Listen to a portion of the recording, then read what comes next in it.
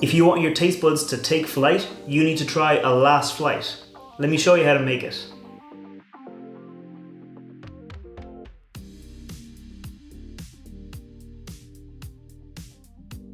Welcome back to the channel. I'm Matt, I'm the Whiskey Nerd, and like I said, this week we are taking flight with a last flight cocktail. Now the last flight is kind of like a cross between a last word and a paper plane, and it was invented by Callum Rixson at the Hideout Bar in Bath in England for a regular who was leaving the country and going all the way across the Atlantic Ocean. Now he kind of designed the cocktail to be something that was nice and kind of simple to enjoy, and that could be pretty much recreated in any bar around the world because it doesn't really call for very specific ingredients. It calls for a bourbon, a orange-red Italian aperitif, green chartreuse, and freshly squeezed lemon juice. Now for my bourbon, I'm using the Wild Turkey 101 because it's a great little bourbon. It's fantastic for delivering like a lot of bourbon flavor into a cocktail, especially when you're using only small amounts of it, because this is an equal parts cocktail where we're going to have 15 ml of each of our 4 ingredients. So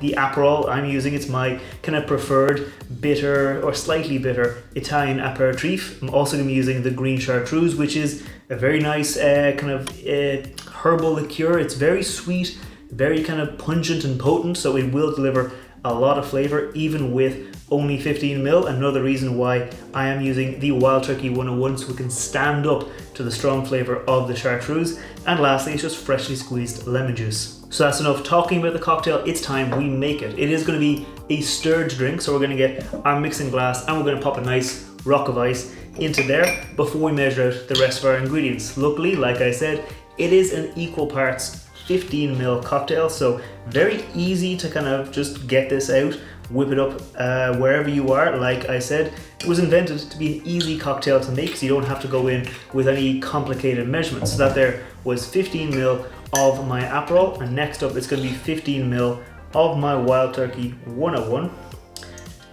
into there. This is one of my favorite bourbons for using in any real cocktail that calls for a bourbon, because it is just a very nice, easy to drink bourbon, but it also isn't all that expensive. Next up, it's green chartreuse. Like I said, quite a potent liqueur, so just be careful not to go too heavy-handed with your chartreuse because it can overpower other ingredients. It does come in at 55% alcohol by volume, so that's 110 proof, so that's more than the bourbon, so just be careful not to kind of overdose your cocktail with it. And lastly, just 15 ml of freshly squeezed lemon juice into there, and then we're just going to get our mixing spoon and stir it down for about 30 seconds to make sure it's nice and cold. Okay, I can feel from the outside of the glass that is nicely chilled now, so we're going to get a very chilled Nick and Nora glass and our strainer up top, and we're just going to pour the cocktail out nice and simple, nice and straightforward into our glass, just like that. And then for a garnish, it is called a last flight after all, so I've got a very obnoxiously small paper airplane and an obnoxiously small little clothes peg, so I'm going to pop that over the edge of my cocktail just like that, and that right there is how I make a last flight.